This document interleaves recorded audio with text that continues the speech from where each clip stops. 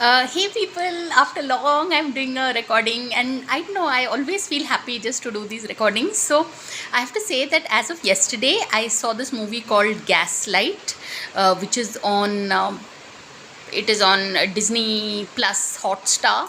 And this film is such that Sara Ali Khan, the scripts she chooses, it's like the audience can trust Sara Ali Khan to always choose very sensible scripts, because Gaslight is a film that is it's a very intelligent script in terms of they tie up all the loose ends. Normally we are used to some movies used to, yeah, that's like the norm of films being made like without any brain. But you can tell that the person who's written the script of Gaslight has, it must be quite a well-read person.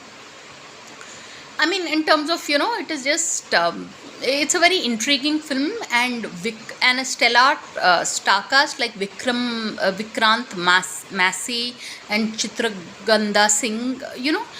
They bring a certain degree of credibility to their characters. So I don't want to. This is like a murder mystery come horror genre. Come, I just finished writing a review for Instagram. So that's what I don't want to reveal the story, because that will be a spoiler.